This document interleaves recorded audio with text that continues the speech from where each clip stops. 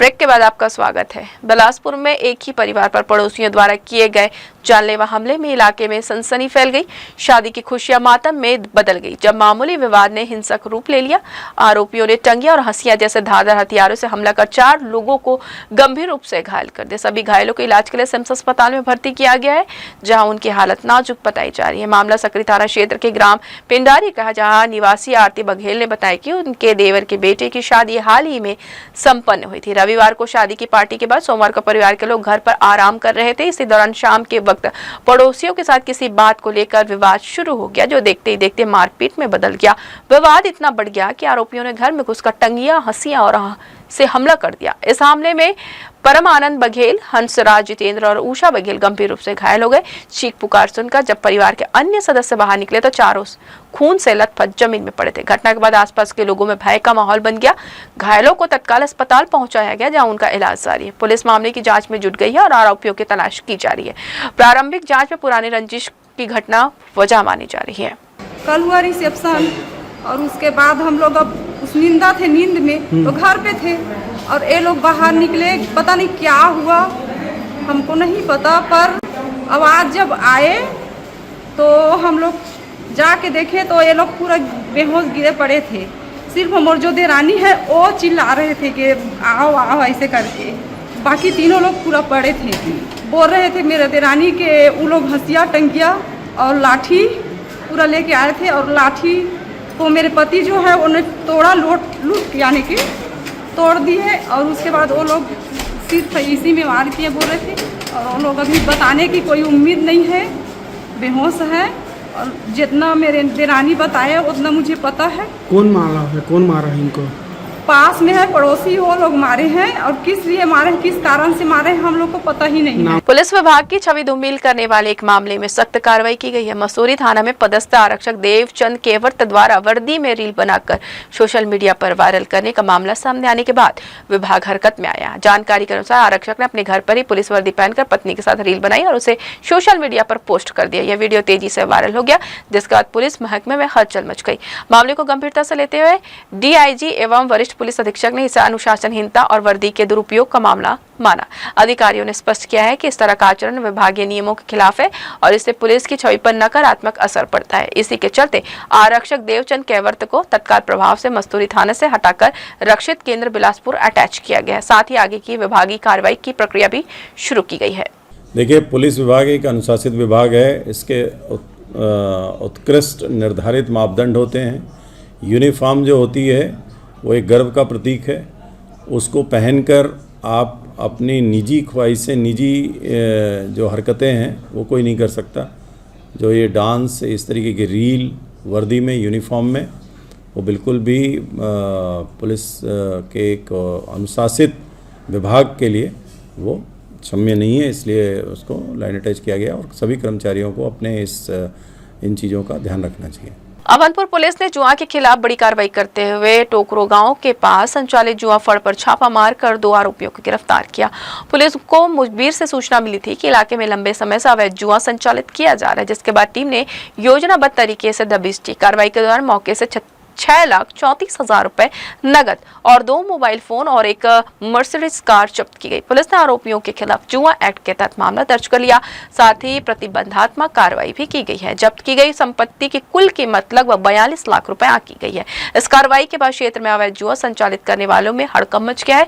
सूत्रों के अनुसार नवापारा, करेली बॉर्डर और धमतरी बॉर्डर क्षेत्र में भी बड़े पैमाने पर जुआ फड़ संचालित होने की जानकारी मिल रही है। पुलिस का कहना है कि इन क्षेत्रों में भी जल्द ही सख्त कार्रवाई की जाएगी और अवैध गतिविधियों पर पूरी तरह अंकुश लगाया जाएगा। शहर में ऑनलाइन क्रिकेट सट्टे के खिलाफ बड़ी कार्रवाई करते हुए सिरगिट्टी पुलिस और एसीसीयू टीम ने संयुक्त छापेमारी के 3 आरोपियों को गिरफ्तार किया है। आरोपी एक कार के अंदर बैठकर मोबाइल के जरिए आईपीएल मैच पर हार जीत का दांव लगा रहे थे। पुलिस को मुखबिर से सूचना मिली थी कि गुम्बर पेट्रोल पंप के पास एक सफेद क्रेटा कार में सट्टा संचालित किया जा रहा है। सूचना पर त्वरित कार्रवाई करते हुए टीम ने घेराबंदी कर वाहन को पकड़ा और तीनों आरोपियों को मौके से दबोच लिया। जांच के दौरान आरोपियों के मोबाइल फोन में व्हाट्सएप के माध्यम से सट्टा संचालित संचालन के सबूत मिले। उनके पास से 5 लाख से अधिक नकदी, 4 मोबाइल फोन, करीब 10 लाख कीमत की कार जब्त की गई। कुल जब्ती करीब 17 लाख आकी गई है। पूछताछ में आरोपियों ने सट्टा संचालन की बात कबूल की है। पुलिस के मुताबिक इनका नेटवर्क अन्य थाना क्षेत्रों तक फैला हो सकता है, जिसकी जांच अभी जारी है। आरोपियों के खिलाफ मामला दर्ज कर उन्हें न्यायिक रिमांड पर भेज दिया है। अखिल भारतीय मानवाधिकार समिति के राष्ट्रीय अध्यक्ष अजय पांडे 3 दिवसीय दौरे पर छत्तीसगढ़ पहुंचे। उन्होंने रतनपुर पहुंचकर दैनिक वेतन भोगी, आउटसोर्स और अनुकंपा नियुक्ति कर्मचारियों के नियमितीकरण की मांग उठाई। उनका कहना है कि लोक निर्माण विभाग, रेस्ट हाउस और अन्य शासकीय कार्यालयों में वर्षों से कार्यरत कर्मचारी अब तक नियमित नहीं किए गए हैं। उन्होंने खनिजों के अवैध दोहन, जल, जंगल, जमीन और अतिक्रमण, उद्योगों से फैलते प्रदूषण, रसोई गैस की कालाबाजारी और यातायात व्यवस्था पर चिंता जताई है। उन्होंने कहा कि हेलमेट नियमों का सख्ती से पालन कराया जाए और प्रभावशाली लोगों के अवैध कब्जों पर कार्रवाई हो। अजय पांडे ने जेलों में ऐसे गरीब कैदियों की सूची उपलब्ध कराने की मांग की है जिनकी सजा पूरी हो चुकी है, लेकिन जुर्माना राशि जमा नहीं होने के कारण वे जेल में है। समिति उनकी सहायता कर रिहाई दिलाने का प्रयास करेगी। उन्होंने कहा है कि भ्रष्टाचार, योजनाओं में अनियमितता, प्रशासनिक लापरवाही की रिपोर्ट प्रधानमंत्री कार्यालय को भेजी जाएगी। कल आपकी छत्तीसगढ़ की राजधानी में मुख्यमंत्री महोदय से, नेता विपक्ष से मिलूंगा, जिसमें बहुत सारी ऐसी समस्याएं हैं जिनका निराकरण होना चाहिए, जो नहीं हो रहा है। उसके संदर्भ में मैं पिछले 15 दिन से आपके छत्तीसगढ़ में भी सक्रिय था। रायपुर में पीसी भी हुई। मैं कहना चाहूँगा कि जल, जंगल, ज़मीन, इस पर कब्जा करने वालों के ऊपर कार्रवाई हो, जो भूमाफिया हो उन पर कार्रवाई हो, जो नहीं हो रही है। हमारे यहाँ केंद्र सरकार के मंत्रीगण कहते हैं कि हमने नक्सल मुक्त कर दिया है। जो निसहाय हैं, सीधे साधे हैं, नक्सली भी नहीं हैं, उनको मारा जा रहा है। मैं करीब 15 साल से यहाँ की समस्याओं को डीजीपी, मुख्यमंत्री लेवल पर उठाता रहा। कांग्रेस की सरकार थी, अभी छत्तीसगढ़ में बहुत समय से बीजेपी की सरकार है, बीच में कांग्रेस की सरकार भी आई, तो अभी कोई समस्या का निदान नहीं हुआ है। छत्तीसगढ़ और विशेष रूप से बिलासपुर क्षेत्र के रेल यात्रियों के लिए बड़ी राहत भरी खबर सामने आई है। लंबे समय से की जा रही मांग को पूरा करते हुए बिलासपुर यलहंका स्पेशल ट्रेन को अब नियमित ट्रेन के रूप में संचालित करने का निर्णय लिया है। यह निर्णय केंद्रीय आवासन एवं शहरी कार्य राज्य मंत्री तुखन साहू के विशेष प्रयासों से संभव हो पाया। रेल मंत्री अश्विनी वैष्णव ने इस संबंध में पत्र जारी कर जानकारी दी है कि अब यह ट्रेन बिलासपुर यलहंका एक्सप्रेस के रूप में नियमित रूप से चलेगी। इससे बिलासपुर सहित आसपास के क्षेत्रों के यात्रियों को दक्षिण भारत, खासकर बेंगलुरु से यलहंका क्षेत्र तक यात्रा के लिए स्थायी और सुविधाजनक विकल्प मिलेगा। बताया जा रहा है कि इस रूट पर लंबे समय से यात्रियों का दबाव बढ़ रहा था, जिसके चलते नियमित ट्रेन सेवा की मांग लगातार उठ रही थी। इस विषय को गंभीरता से लेते हुए तुखन साहू ने रेल मंत्रालय के समक्ष प्रमुखता से रखा, जिसके बाद यह निर्णय लिया गया। इस सुविधा से छात्रों, नौकरपेशी लोगों और व्यापारियों को विशेष लाभ मिलेगा, जो नियमित रूप से छत्तीसगढ़ से कर्नाटक की यात्रा करते हैं। निर्णय पर आभार व्यक्त करते हुए तुखन साहू ने प्रधानमंत्री नरेंद्र मोदी और रेल मंत्री अश्विनी वैष्णव का धन्यवाद दिया। उन्होंने कहा कि केंद्र सरकार राज्य में रेल सुविधाओं के विस्तार और यात्री हितों को प्राथमिकता देने के लिए लगातार प्रयासरत है। दक्षिण पूर्व मध्य रेलवे के बिलासपुर झारसुगड़ा सेक्शन में चौथी लाइन निर्माण के नाम पर बड़ी संख्या में यात्री ट्रेनों को रद्द किए जाने से आम यात्रियों में नाराजगी बढ़ती जा रही है। जांजगीर नैला स्टेशन में कनेक्टिविटी और ऑटो सिग्नलिंग कार्य के चलते अप्रैल माह में लगातार कई मेमू और पैसेंजर ट्रेनें बंद कर दी गई है, जिससे दैनिक यात्रियों की मुश्किलें बढ़ गई है। सबसे ज्यादा असर बिलासपुर, रायगढ़, कोरबा और रायपुर रूट पर पड़ा है, जहां दर्जनों ट्रेनें पूरी तरह रद्द कर दी गई है। यह बीच रास्ते में खत्म की जा रही। यात्रियों का कहना है कि बार बार काम का हवाला देकर ट्रेनों को रद्द करना आम बात हो गई है, लेकिन वैकल्पिक व्यवस्था न होने से लोगों को भारी परेशानी झेलनी पड़ रही है। रेलवे द्वारा कुछ ट्रेनों को पैसेंजर के रूप में चलाने का दावा जरूर किया गया है, लेकिन इससे भीड़ कम नहीं हो रही। यात्रियों को समय पर जानकारी नहीं मिलने और लगातार बदलाव से भ्रम की स्थिति बनी हुई है। ऐसे में सवाल उठ रहे हैं कि क्या विकास कार्यों की आड़ में यात्रियों की सुविधा को नजरअंदाज किया जा रहा है। लोगों ने रेलवे प्रशासन से मांग की है कि कार्य के साथ साथ वैकल्पिक व्यवस्था भी सुनिश्चित की जाए, ताकि आम यात्रियों को राहत मिल सके। बिलासपुर में रामनवमी के पावन अवसर पर शिवसेना इकाई द्वारा पारंपरिक शोभा यात्रा का भव्य आयोजन किया गया। पिछले 41 वर्षों से लगातार आयोजित हो रही इस शोभा यात्रा का आयोजन सोमवार को भी पूरे उत्साह और श्रद्धा के साथ किया गया। शोभा यात्रा की शुरुआत गांधी चौक से हुई, जो जुना बिलासपुर, सिटी कोतवाली चौक, गोल बाजार, सदर बाजार होते हुए देवकी नंदन चौक पहुंचकर संपन्न हुई। इस दौरान पूरे मार्ग में श्रद्धालुओं और विभिन्न संगठनों द्वारा शोभा यात्रा का जोरदार स्वागत किया गया। जहां जगह पुष्प वर्षा, आरती और स्वागत मंचों के माध्यम से भक्तों ने अपनी आस्था प्रकट की। शोभा यात्रा में भगवान श्री राम की झांकियां आकर्षण का केंद्र रही। वहीं भजन कीर्तन और जय श्री राम के नारों से पूरा शहर भक्तिमय माहौल में सराबोर रहा। बताया जाता है कि शोभा यात्रा की शुरुआत शिवसेना के माध्यम से की गई थी, जो अब एक परंपरा बन चुकी है। हर वर्ष की तरह इस बार भी बड़ी संख्या में शिवसेना कार्यकर्ता, सामाजिक संगठनों के सदस्य और आम नागरिक शामिल हुए। सभी ने एक दूसरे को रामनवमी पर्व की शुभकामनाएं दी और धार्मिक एकता एवं सामाजिक सौहार्द का संदेश दिया। कुल मिलाकर यह आयोजन न केवल आस्था का प्रतीक रहा, बल्कि शहर की सांस्कृतिक एकजुटता और धार्मिक उत्साह को भी दर्शाता है। आज की हमारी जो रामनवमी शोभा यात्रा की जो रैली है, प्रदेश प्रमुख रंजन सिंह परिहार के द्वारा 41 वर्षों से निकाली जा रही है।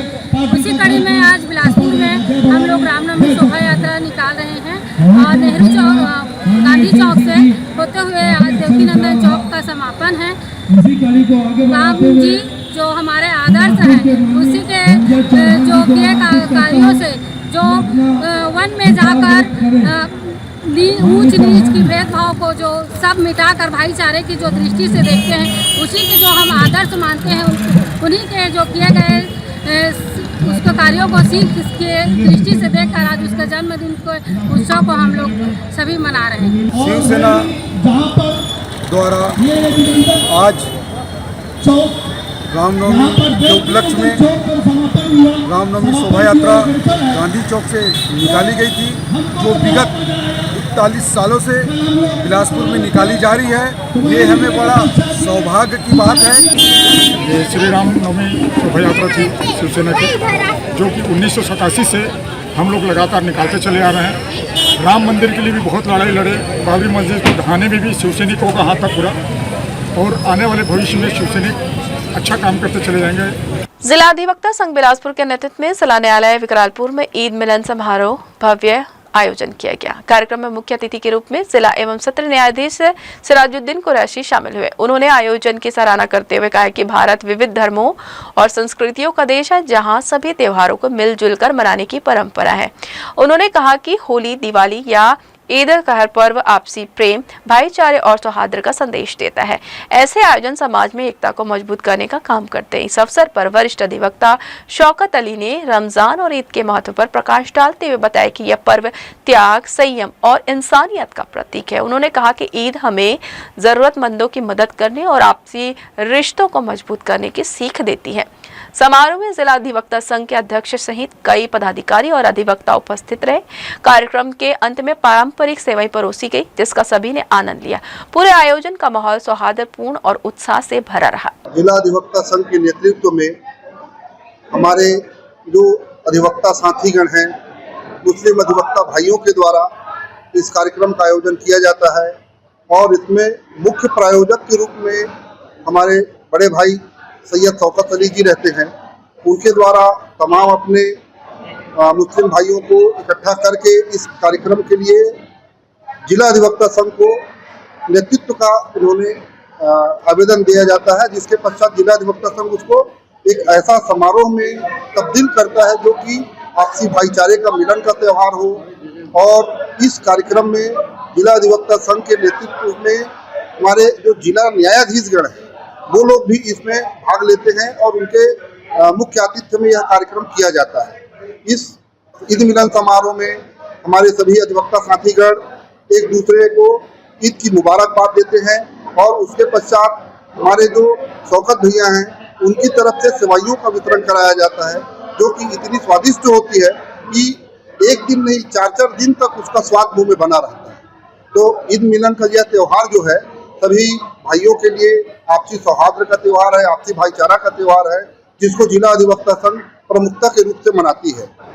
पिछले कई सालों के तरह इस बार भी जिला अधिवक्ता संघ के नेतृत्व में यहाँ पर हम लोगों ने ईद मिलन समारोह आयोजित किया है और हमारे देश की अपनी जो साझा संस्कृति है, मेल मिलाप की जो संस्कृति है, उसी को आगे बढ़ाने के लिए हर साल ये ईद मिलन समारोह हमारे जिला अधिवक्ता संघ के साथी करते हैं।